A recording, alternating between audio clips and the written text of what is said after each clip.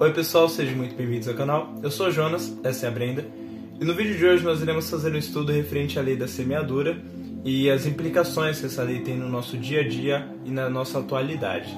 Antes de mais nada, eu peço para que você se inscreva no canal, curta o vídeo, compartilhe com seus amigos e se você gostar do vídeo, ative o sininho das notificações para que toda vez que sair um vídeo novo aqui no canal, você seja notificado referente a ele. Bom, direto para o vídeo. Como eu falei, nós vamos falar um pouquinho sobre a lei da semeadura, também conhecido como a lei da causa e da consequência.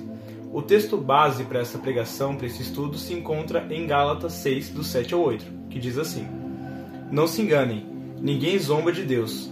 O que uma pessoa plantar, é isso mesmo que colherá. Se plantar no terreno da sua natureza humana, desse terreno colherá a morte. Porém, se plantar no terreno do Espírito de Deus, desse terreno colherá a vida eterna. Esse texto, como dito, se encontra no livro de Gálatas, e é uma epístola paulina enviada a diversas igrejas em Galácia.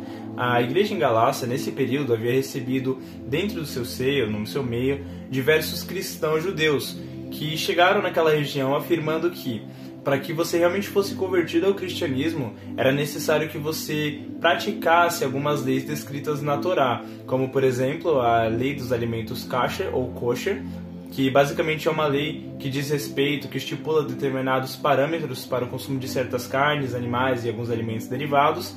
A lei da circuncisão, que basicamente é a prática de remover o prepúcio do homem, e a lei de não trabalhar no sábado, de guardar o sábado e dedicar esse sábado somente ao Senhor, sem fazer mais nada. Paulo, então, nessa carta, começa a corrigir essas pessoas e as igrejas que absorveram isso em Galácia, dizendo que as pessoas não são justificadas pela Torá e sim por Cristo Jesus, e elabora essa argumentação nos versículos 1 e 2 desta carta. A partir dos versículos 3 e 4, ele explica o propósito de Deus de incluir a todos em uma família multiétnica, permitindo que todos venham até Cristo, não pelas leis que demonstravam como os homens eram pecadores, mas pela graça que veio pela morte de Jesus na cruz, e que a verdadeira transformação não era pela própria força e dedicação de seguir as leis, mas pelo operar do Espírito Santo de Deus no caráter, mente e entendimento dos homens.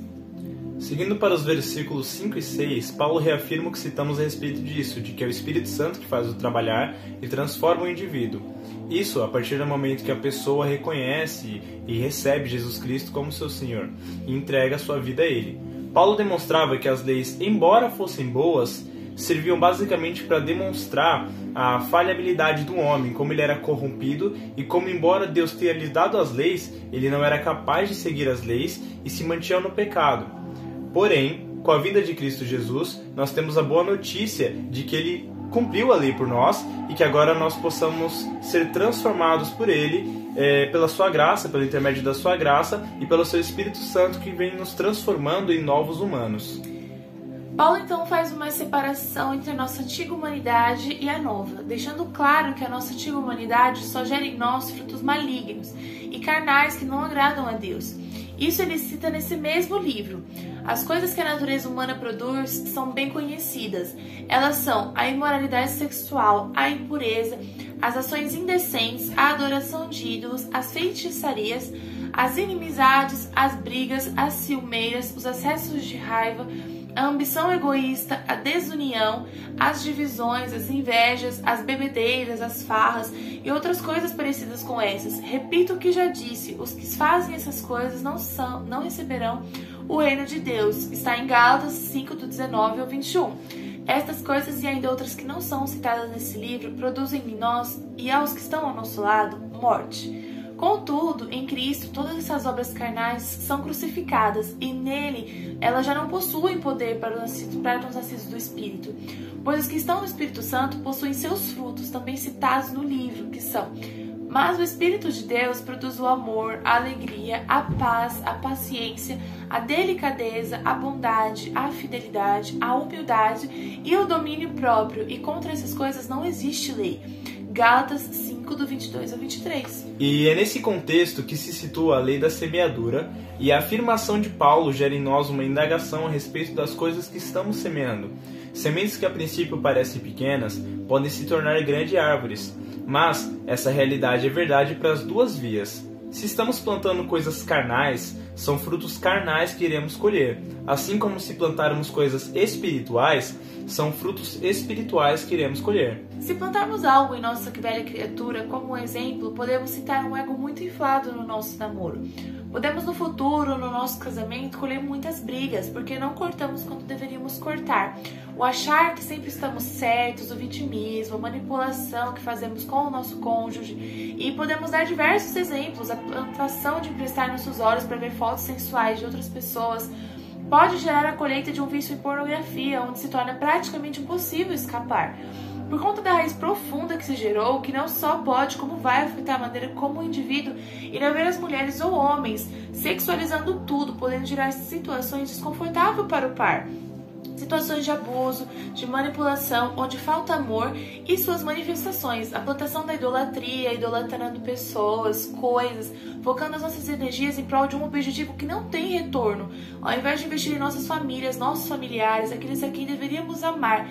Ou um outro exemplo pode ser a gente brigar com o nosso irmão e a gente, eu me arrependi agora da briga, beleza, tal. Mas a gente ainda vai colher os frutos daquela briga, da gente ter sido carnal, da gente ter xingado o nosso irmão, que é a mágoa no coração do outro irmão, talvez um irmão não querer mais falar com você por um tempo determinado. E a falta da oportunidade de você pregar para esse irmão tão cedo. Então são essas coisas que a gente tem realmente que se atentar para praticarmos constantemente os frutos do Espírito, para que não percamos a oportunidade de pregar o nome de Cristo estando com uma imagem ruim.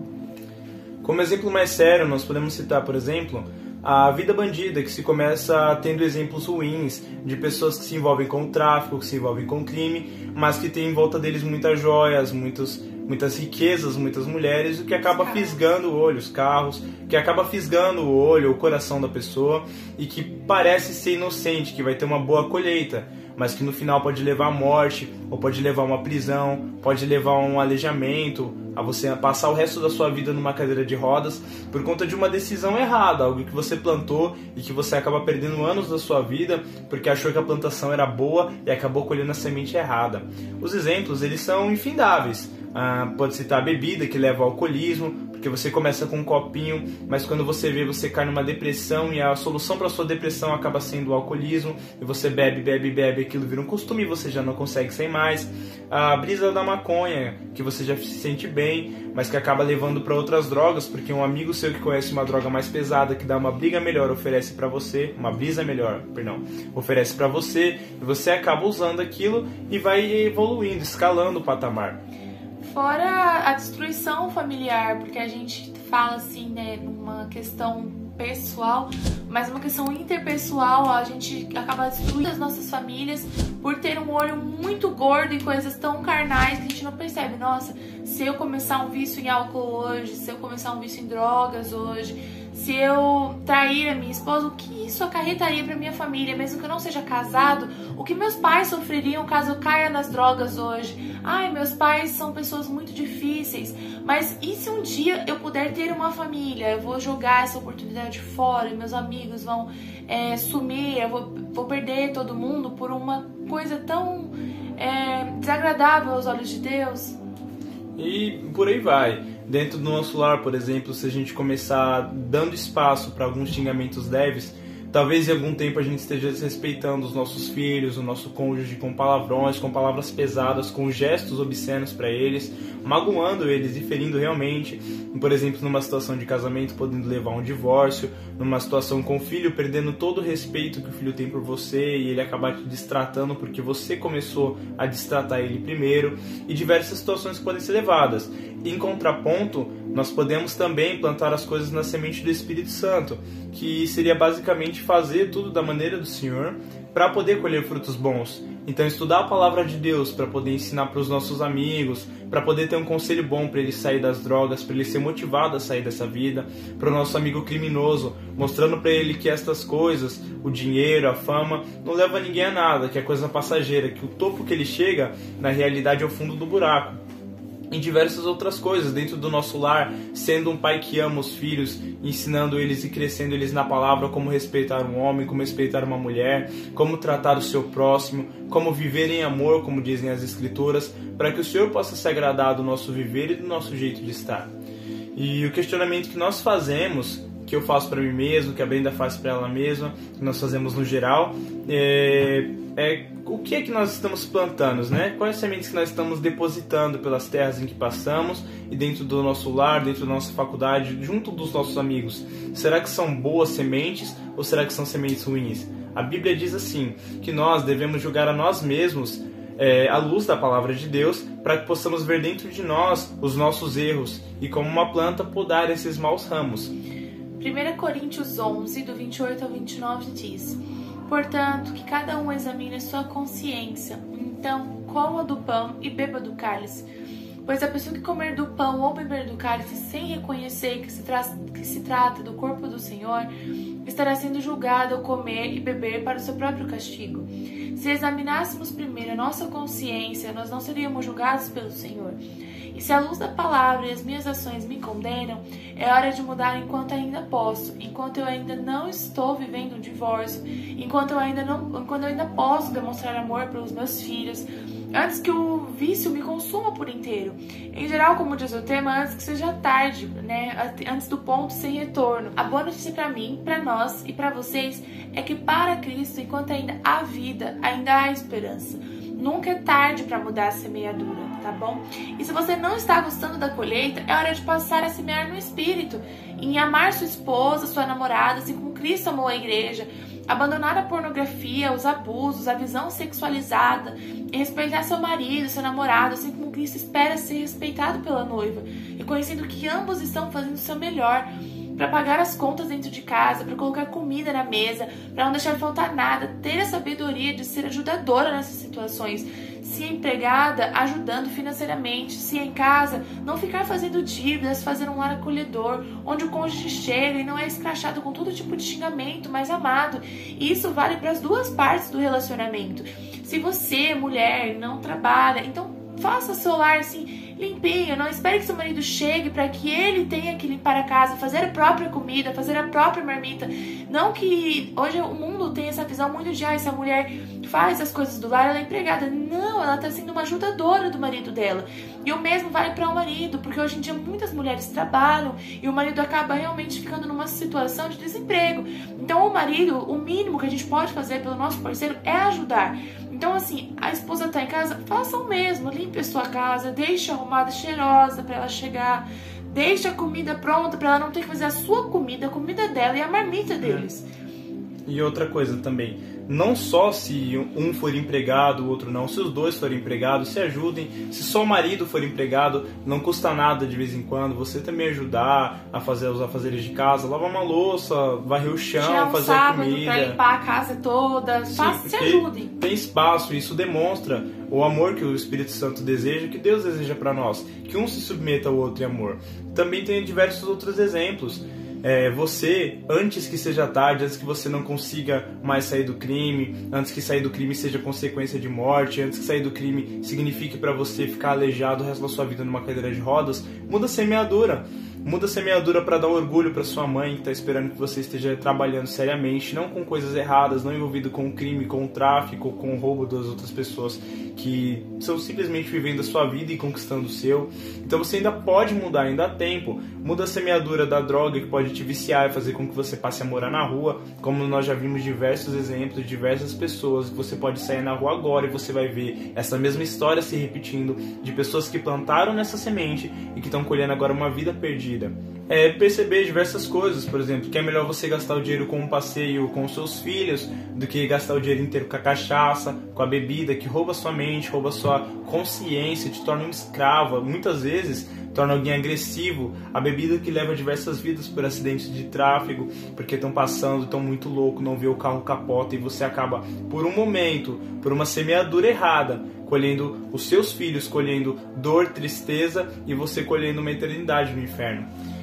Acontece que o que a gente está pregando, aproveitando que ele lembrou, né, da questão da rua, a gente está tendo a oportunidade de pregar, de ensinar uma coisa para antes da rua, porque quando a gente prega na rua, a gente tem que pregar de uma maneira diferente. Então essa é a pregação para que você não encontre a gente pregando na rua de uma maneira diferente para você. É a chance de você ouvir esse tipo de pregação, para você não ter que ouvir uma pregação na rua de como você chegou a isso, como que você vai sair disso. Cristo pode te tirar disso, mas será que você não pode sair disso agora? Será que você não pode não entrar nisso agora? Mudar a semeadura agora, Mudar a sua semeadura agora. Sendo um bom filho também, muda sua semente de responder bruto, de ser mal educado, de xingar, de falar palavrão, e passa a respeitar mesmo que você não seja respeitado, para que a sua semente, a sua semeadura seja boa. Porque se você planta uma coisa, mesmo que venha as intempéries da vida, se o Senhor está cuidando de você, a sua semeadura seria boa, porque é o Espírito Santo que faz o operar e o trabalhar. Evitando drogas, bebidas, gastar as coisas de maneira fútil e investir na sua família, naqueles que estão próximos a você. Não só nessas áreas da vida, né, mas em todas as nossas áreas da vida, de maneira que no fim das contas a nossa semeadura seja boa, não seja uma semeadura amarga do qual a gente se arrependa. Não custa a gente fica assim, mas as pessoas maltratam tanto, me ferem tanto, mas não custa a gente ir lá, dar um voto de confiança, porque eu entendo quando que a gente a gente dá o voto de confiança, às vezes recebe coisas ruins, mas, por exemplo, nos nossos pais, às vezes a gente fica tão chateado, mas continuem tratando seus pais com carinho, continuem dando respeito, sabe? Criem relacionamentos frutíferos, não só um relacionamento amoroso, mas um relacionamento de amizade, um relacionamento familiar, porque é isso que Cristo realmente pede de nós. E em relação à lei da semeadura, se você realmente planta carinho, você vai receber carinho, mesmo que não seja daquela pessoa, eu plantei carinho pra minha mãe por 20 anos e nunca recebi carinho da minha mãe. Mesmo que talvez um dia você não receba dela, esse carinho vai voltar pra você, porque você plantou o carinho nessa pessoa, essa pessoa recebeu o carinho de você. Então, talvez ela não retribua pra você, mas ela vai retribuir pra outras pessoas, você vai receber de outras pessoas que tiveram pessoas como você fazendo esse ciclo de carinho. Bom, pessoal, isso basicamente resume tudo que a gente queria falar aqui. Relembrando, lembre-se bem do que você vai plantar, em qual terra você está plantando. Toda terra, independente de qual seja, ela é boa para você fazer uma boa plantação. Porque independente de onde seja, se você planta um bom fruto, a semeadura com certeza será boa. Então lembre-se, busque os frutos do Espírito Santo para que você possa frutificar e que as suas frutas deem sementes que caiam em diversas terras. Bom, nós agradecemos a presença de vocês aqui no vídeo. De novo, eu peço para que você, se gostou, se inscreva no canal, curta o vídeo, compartilhe com seus amigos e ative o sininho da notificação. Está aparecendo aqui na tela mais 2 vídeos que foram gravados antecipadamente. Se você quiser ver, estão os 2 aí na tela agora. A gente agradece o tempo de vocês. Fiquem com Deus. Fiquem com Deus e que vocês tenham uma boa tarde, noite e semana.